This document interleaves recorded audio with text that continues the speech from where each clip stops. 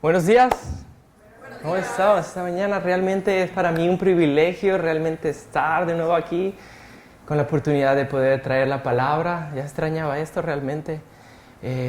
Después de un buen tiempo que tuve mi familia en México y estaba pensando en México realmente esta mañana porque hoy 15 de septiembre, hoy en la noche realmente en todos los estados de México se reúnen todos y dan un grito de independencia, porque hoy noche fue donde México llegó a ser independiente. Entonces todos se reúnen. Yo recuerdo cuando era chiquito, desde chiquito mi mamá nos llevaba a estas juntas y todos se reúnen, hay mucha gente y él se da el grito y al final decimos ¡Viva México! Pero mientras cantábamos, yo me di cuenta que realmente qué bendición el poder reunirse y cantar a esa independencia no de un país, pero sino de un reino a otro reino, por gracia, y poder decirle, tuya es la gloria, Señor, y decir en vez de viva México, viva un país, viva nuestro Dios. Entonces, eso es lo que estaba pensando en la mañana cuando me di cuenta, es el día de la independencia, entonces, pero pensemos en esto, qué real, qué bendición poder reunirse hoy, recordar el Evangelio, ver más a Cristo y crecer los unos con los otros. ¿Por qué no oramos para empezar esta mañana? Señor, gracias te damos, Padre, por la oportunidad de poder reunirnos, Señor, poder alabar al Dios vivo, Señor, al único Dios vivo, todopoderoso, como cantábamos, Señor. Padre, gracias por esta serie en el libro de Primera Carta a Juan, Señor, y las cosas que hemos aprendido. Padre, rogamos que tu palabra sea expuesta, Señor, que sea el Espíritu Santo obrando, Padre, que tú traigas el mensaje de hoy, Señor, que sea para tu gloria y tu honra, Señor. En el nombre de Jesús. Amén. Bien, pues ahora el pasaje que vamos a ver está en la carta de Juan. Si todos vamos a la primera de Juan, en el versículo 2, del 15 al 17. Vamos a ver estos tres versículos, 15, 16 y 17. Y realmente creo que es un pasaje que muchos hemos escuchado por mucho tiempo y que quizá algunos se lo pueden llegar a saber de memoria ya, pero vamos a realmente ver qué es lo que Juan quería, cuál era la intención de él para decirles esto a estas personas. Antes de ir al pasaje quisiera hablar un poco acerca de esta palabra, mundo. Realmente no tenemos que ir mucho en la Biblia para ver que en la Biblia encontramos la palabra mundo con diferentes significados. Por ejemplo, lo vamos a ver en este versículo que es Juan 1:10. Juan 1:10 igual va a estar en las pantallas. Juan 1:10 dice, en el mundo estaba y el mundo por él fue hecho, pero el mundo no le conoció.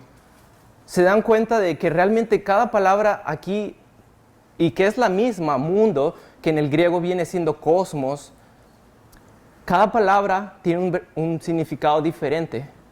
Entonces, hay tres significados para mundo en la Biblia que vamos a tratar de aprenderlos hoy. El primero es la suma de toda la creación. Realmente cuando la Biblia habla de un mundo, se refiere bastantes veces al universo, a la creación, lo que Dios hizo.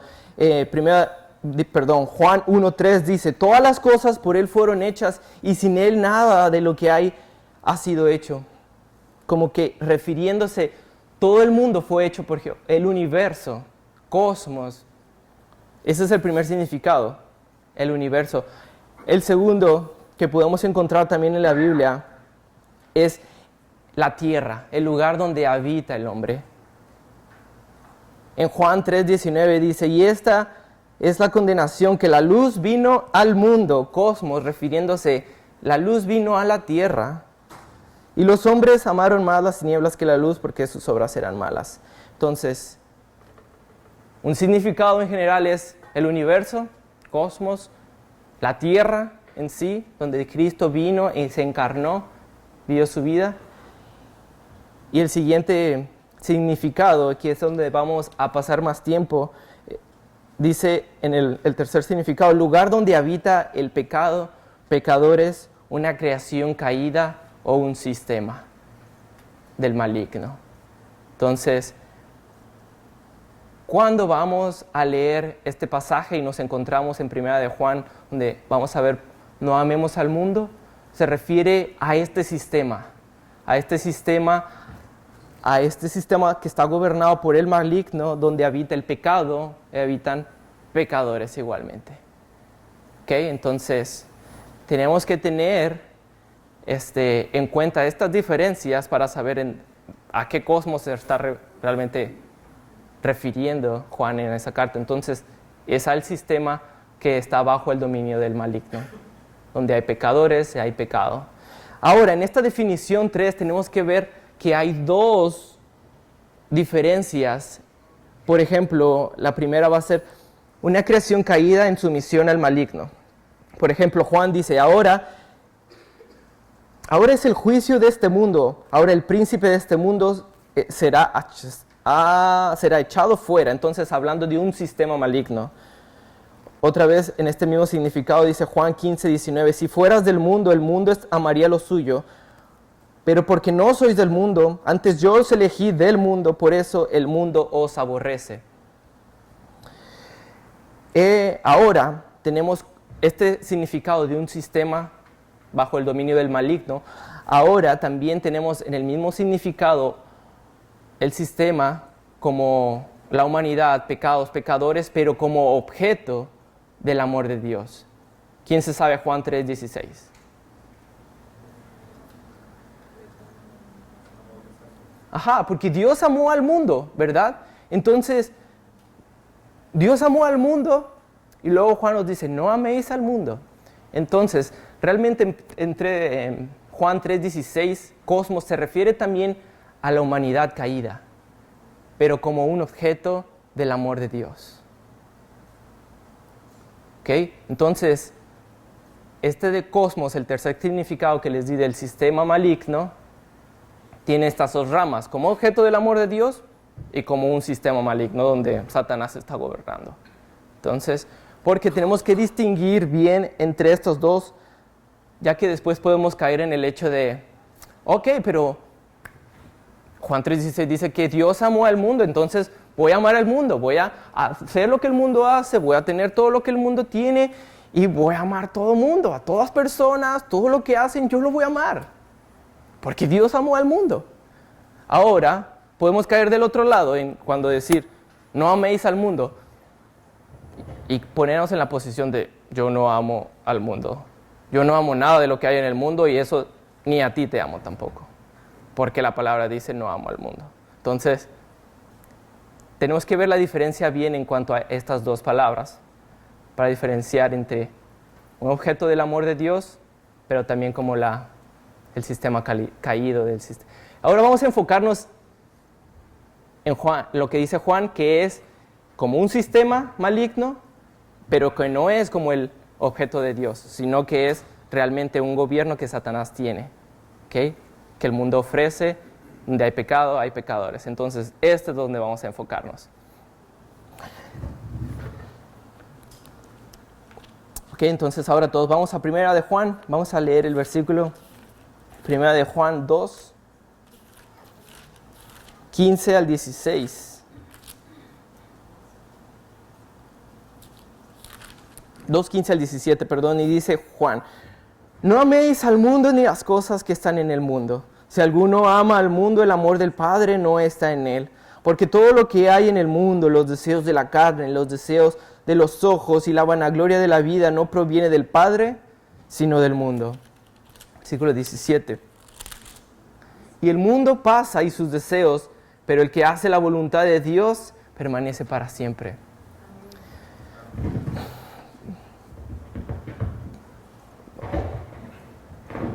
Creo que está bien. Ok, vamos a ir versículo tras versículo y ver qué es lo que podemos aprender. Realmente no cuesta mucho trabajo el venir al pasaje y ver cuál es la idea principal. Realmente está al principio. No améis al mundo. No amen al mundo. Ni nada de lo que hay en él. Esto es un mandato, no es como que una opción. Hey, si quieres puedes amarlo, si quieres no. No es una alternativa tampoco. Ahora Juan, a pesar de que esto fue hace cientos de años que Juan les escribió porque veía la naturaleza de estas personas a las cuales se estaba refiriendo, que tenían la tendencia de ir a amar al mundo. Entonces Juan les dice, sabiendo que tienen esa tendencia, él les dice, no amen al mundo, regresen. Y sabía que su naturaleza se inclinaba a amar al mundo. Por eso Juan les da esto como un mandato, no amen al mundo ni nada de lo que hay en él. Pero saben, hermanos, hoy en día, a pesar de que eso fue hace cientos de años, la naturaleza sigue igual. Tenemos una naturaleza que se inclina a amar al mundo, que se inclina a ser parte, a amar las cosas que hay en el mundo también. Entonces, a pesar de que esto fue hace muchos cientos de años que se escribió, también es un recordatorio para nosotros el hecho de que no amemos al mundo.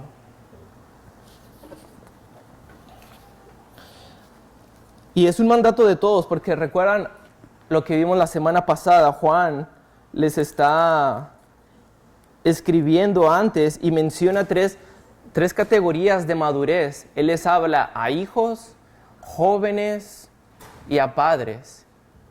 Y después de eso viene el versículo 15, no amen al mundo. Entonces este mandato realmente es para todos, desde chicos, jóvenes, adultos, padres. Es un mandato que es para cualquier persona, dependiendo de su edad o dependiendo de su madurez espiritual. Entonces lo primero, no améis al mundo ni las cosas que están en el mundo. Ahora, ¿qué es no amar al mundo? Tenemos que tener una definición bíblica de lo que es no amar al mundo realmente, porque muchas veces no sabemos la definición que da la Biblia acerca de no amar al mundo, pero tenemos en nuestra mente una versión de lo que es no amar al mundo. Por ejemplo,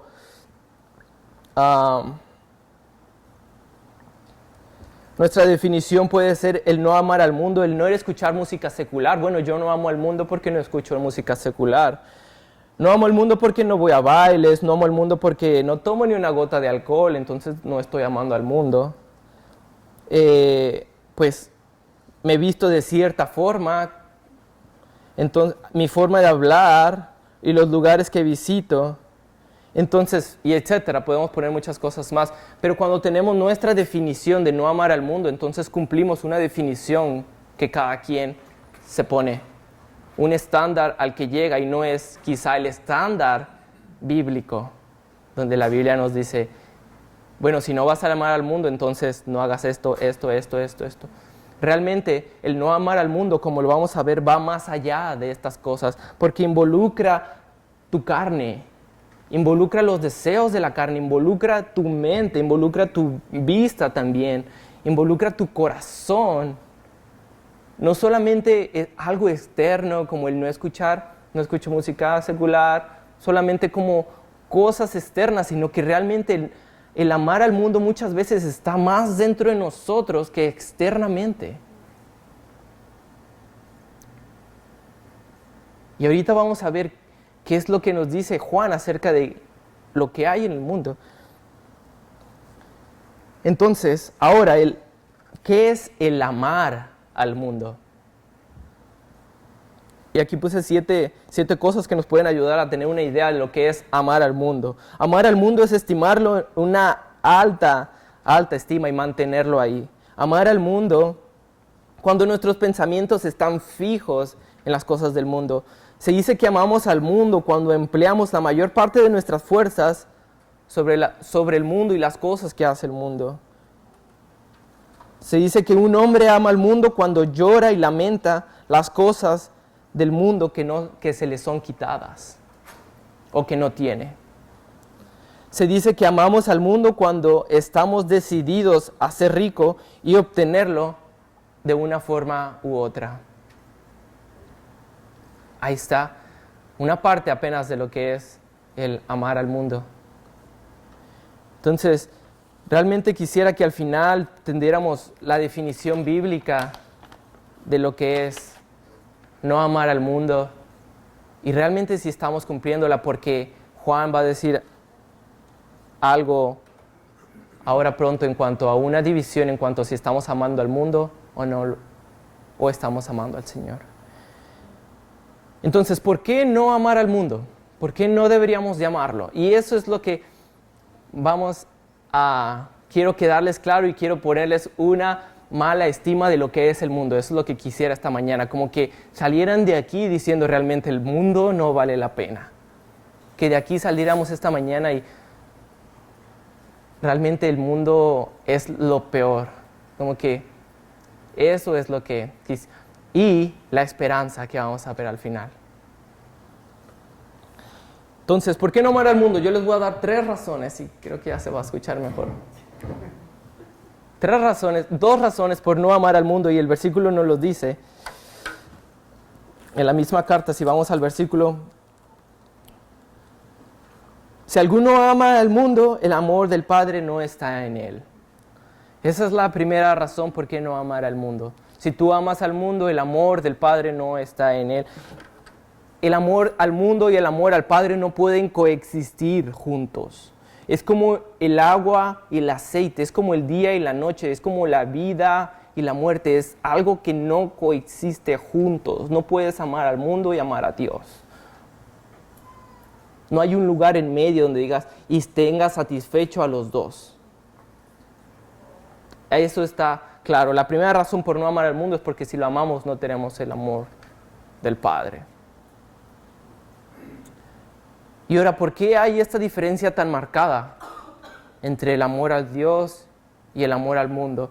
Y el versículo nos lo dice, porque todo lo que hay en el mundo, los deseos de la carne, los deseos de los ojos y la vanagloria de la vida, no provienen del Padre sino del mundo. Es por eso que son totalmente opuestos. Porque todo lo que el mundo ofrece, los deseos de la carne, los deseos de los ojos y la vanagloria de la vida, no provienen del Padre. Es por eso que son opuestos y no pueden coexistir juntos. Entonces, ¿por qué no amar al mundo? Porque si amamos al mundo no tenemos el amor del Padre. Ahora, ¿qué hay en el mundo? Y aquí Juan nos lo dice, los deseos de la carne. ¿Qué son los deseos de la carne? Es todo aquello que apela a nuestro apetito carnal. Esto incluye el dormir, esto incluye la comida, esto incluye la satisfacción sexual. Que muchas veces estos deseos realmente no son malos, pero el enemigo los usa también para llevarlos a un punto de ataque y que sean malos. Ahora sí, por ejemplo, el comida, vamos al punto de la glotonería, satisfacción sensual, adulterio, fornicación. Ahora, los deseos de los ojos.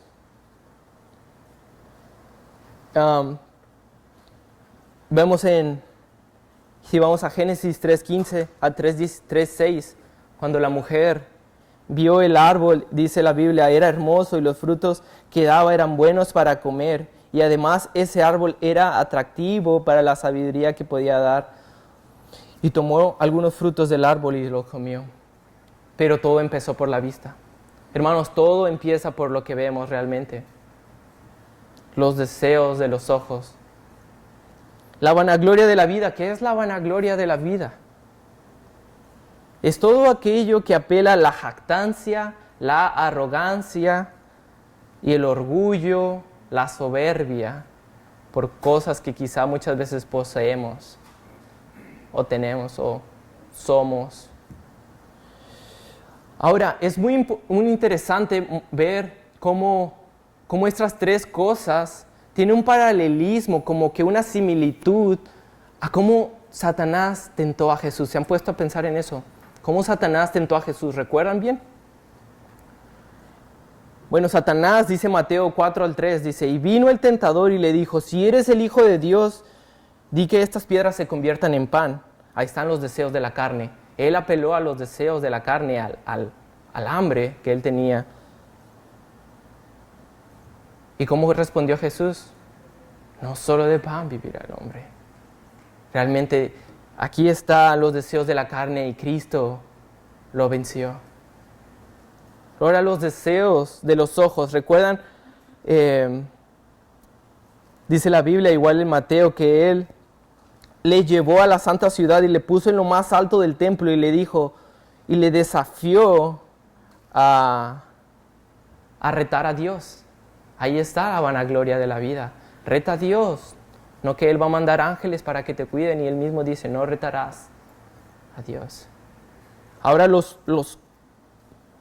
la parte de los ojos, cuando Satanás le muestra todos los reinos, todos los poderes y le dice, todo esto va a ser tuyo si tú me adoras. Y ahí está apelando a los deseos de los ojos. Eso es lo que el mundo ofrece. Y él lo usó. Aquí están los reinos, aquí está el poder, la gloria será tuya. Y apeló y le mostró, o sea, Jesús estaba viendo eso.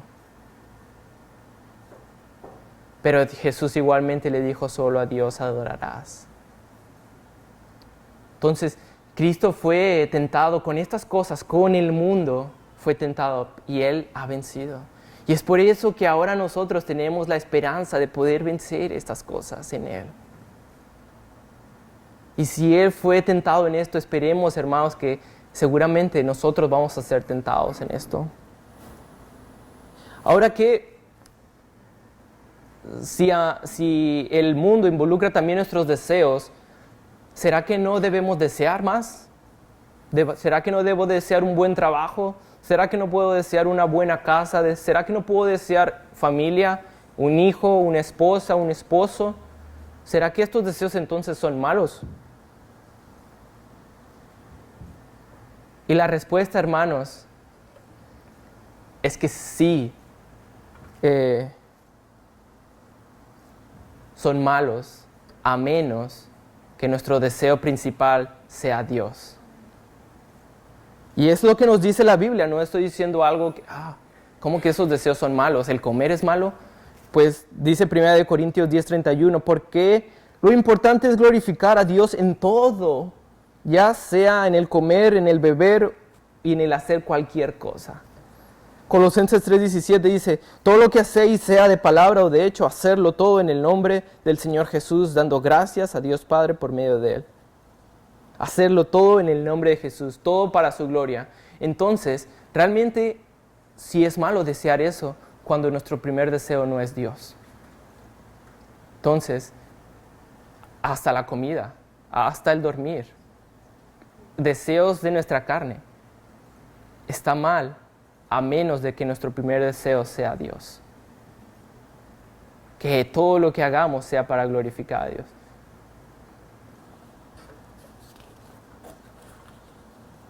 Ahora, esa fue la primera razón. ¿Por qué no amar al mundo? Porque si amamos al mundo, el amor del Padre no está en nosotros. Y ya vimos lo que el mundo ofrece. Eso es el mundo. Esta es la definición de lo que es el mundo. Ahora, la segunda razón por qué no amar al mundo lo dice un poco después en el versículo 17.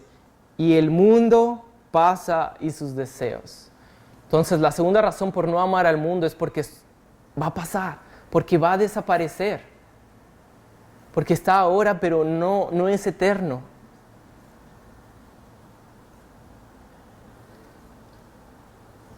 Esto se va a acabar, hermanos.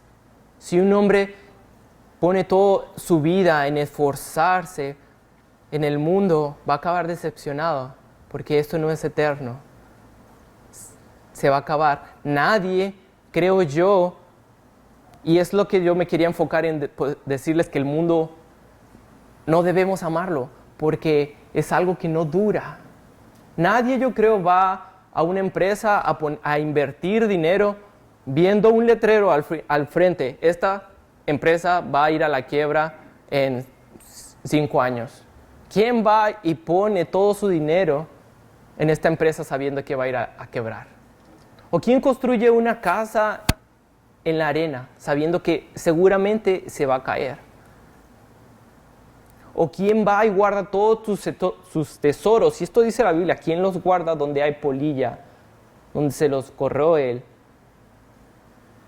y donde hay ladrones que van? ¿Quién va y pone todo? Nadie, ¿verdad? Entonces es por eso que no debemos de amar al mundo, porque eso se va a acabar. Se va a acabar, no es eterno.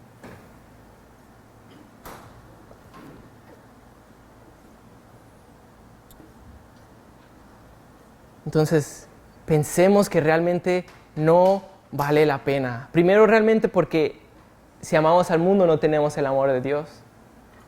Y después, porque esto es no es eterno, se va a terminar en algún momento. Y noten la palabra que sigue después de eso, el mundo se pasa y sus deseos, pero eso, hermanos, es una pequeña palabra, pero, y nos da una esperanza y lo convierte todo al opuesto y les dice, ok, ya les dije todo esto, pero el que hace la voluntad de Dios permanece para siempre. El mundo pasa y sus deseos, pero el que hace la voluntad de Dios permanece para siempre. Pero ¿cuál es la voluntad de Dios? Y esto es de las palabras de Jesús mismo en Juan 3, 38 al 40. Jesús mismo dice, porque he descendido del cielo para no hacer mi voluntad, sino la voluntad del que me envió. Y esta es la voluntad del Padre, el que me envió, que de todo lo que Él me diere no pierda yo a nada, sino que lo resucite en el día postrero. Y esta es la voluntad del que me envió, que todo aquel que ve al Hijo y cree en Él tenga vida eterna, y yo le resucitaré en el día postrero. Esa es la voluntad de Dios. Que todo aquel que ve al Hijo y cree en Él tenga vida eterna, y yo lo resucitaré. Y eso no va a ser como el mundo. Esto es algo eterno. El mundo va a pasar, pero el que hace la voluntad de Dios permanece para siempre. La voluntad de Dios es que usted vaya a la cruz, reconozca su problema con el Dios Santo y se rinda a Él. Que vaya a Cristo.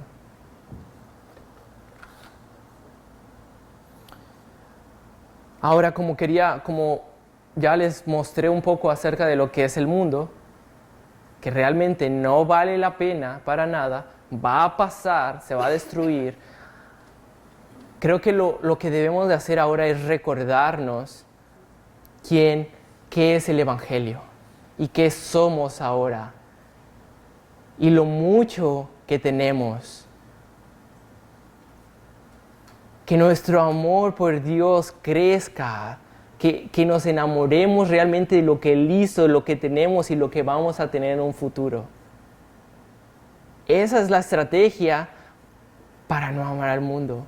Recordarnos el Evangelio, recordar quiénes somos. Entonces eso es lo que quiero hacer ahora. Recordar de quién eres, qué es lo que tienes. Y Pablo les escribe a los Efesios. En el capítulo 1 podemos ver muchas cosas de lo que Pablo les dice, pero les escribe porque realmente los efesios no estaban viviendo de acuerdo a lo que ellos tenían. Y Pablo se enfoca en decirles, ustedes son esto. Y si vamos al primer capítulo de Efesios podemos ver igual lo que eran los efesios, pero lo que es usted ahora en Cristo también, y recordar lo que tiene en Dios. Si vamos por todo el capítulo 1, vamos a encontrar palabras, características de nuestra identidad en Cristo. Por ejemplo, en el versículo 1, Pablo les dice, ustedes son santos y fieles. Versículo 3, los bendijo con toda bendición espiritual en los lugares celestiales en Cristo. Versículo 4, los escogió santos, sin mancha. El versículo 5, predestinados, adoptados como hijos, aceptos. En el versículo 7, tenemos redención, el perdón de pecados. Eres redimido, eres perdonado ahora.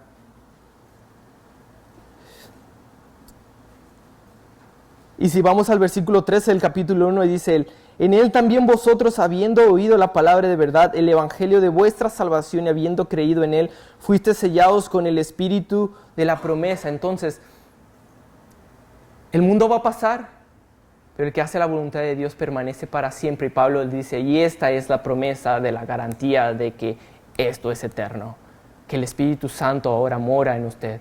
Y Pablo lo hace como que cuando está el novio frente a la novia y le da las arras, prometiéndole que va a cumplir todos sus votos. Así lo hizo Dios con cada uno. puso al Espíritu Santo en nosotros con el sello de la garantía de que Él va a llevar esto a cabo y de que podemos confiar en Él y amarlo y no amar al mundo.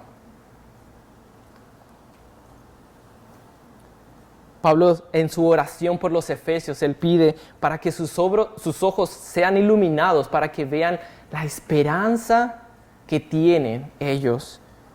También les recuerda que son herederos, que lo que el mundo les ofrece no se compara en nada con lo que ustedes tienen, siendo coherederos con Cristo. Y al final les recuerda también, y recuerden su poder que está operando en ustedes y que es el mismo que operó en Cristo para resucitarlo. Y es el mismo que aquel día, cuando lleguemos a la muerte, cuando nos presentemos, Él va a obrar y vamos a resucitar y vamos a vivir con Él por la eternidad, hermanos. Entonces, que realmente recordemos lo que es el Evangelio, lo que somos, lo que tenemos en Cristo y que no se compara con lo que el mundo ofrece, para nada. Ahora, solo para terminar, quisiera que fuéramos al Salmo 73. Salmo 73, este salmista se dio cuenta de esto. Se dio cuenta de que tenía una tendencia a fijarse en lo que estaba pasando a su alrededor con el mundo, pero su conclusión es la conclusión que nosotros nos debemos llevar hoy día. Salmo 73. Vamos todos a leerlo. Realmente no es tan largo, pero para que veamos lo que este salmista hizo. En Salmo 73 dice: ciertamente es bueno Dios para con Israel, para con los limpios de corazón. En cuanto a mí, casi se deslizaron mis pies, por poco se resbalaron mis pasos, porque tuve envidia de los arrogantes, viendo la prosperidad de los impíos, porque no tienen congojas por su muerte, pues su vigor está entero. No pasan trabajo como los otros mortales, ni son azotados como los demás hombres. Por tanto, la soberbia los corona. Se cubren de vestido de violencia, los ojos se les saltan de gordura, logran con creces los antojos del corazón, se mofan y hablan con maldad de hacer violencia, hablan con altanería, ponen su boca contra el cielo y su lengua pasea la tierra. Por eso Dios hará volver a su pueblo aquí y aguas en abundancia serán extraídas para ellos. Y dicen: ¿cómo sabe Dios? ¿Y hay conocimiento en el Altísimo? He aquí estos impíos, sin ser turbados del mundo, alcanzarán riquezas. Verdaderamente en vano he limpiado mi corazón y he lavado mis manos en inocencia. Pues he sido azotado todo el día y castigado todas las mañanas. Si dijere yo, hablara como ellos, y he aquí la generación de tus hijos engañaría. Cuando pensé para saber esto, fue duro trabajo para mí. Hasta que he entrado en el santuario de Dios, comprendí el fin de ellos. Ciertamente los has puesto en deslizaderos, en asolamientos los harás caer. Como han sido asolados de repente, perecieron y se consumieron de terrores. Como sueño del que despierta, así, Señor, cuando despertares menospreciarás su apariencia. Se llenó de amargura mi alma y mi corazón sentía punzadas. Tan torpe era yo que no entendía. Era como una bestia delante de ti. Con todo yo siempre estuve contigo. Me tomaste de la mano derecha, me has guiado según tu consejo. Y después me recibirás en gloria. ¿A quién tengo yo en los cielos sino a ti? Y fuera de ti nada deseo en la tierra. Mi carne y mi corazón desfallecen, mas la roca de mi corazón y mi porción es Dios para siempre. Porque he aquí, los que se alejan de ti perecerán. Tú destruirás a todo aquel que de ti se aparta. Pero en cuanto a mí, el acercarme a Dios es el bien. He puesto en Jehová el Señor mi esperanza para contar todas tus obras.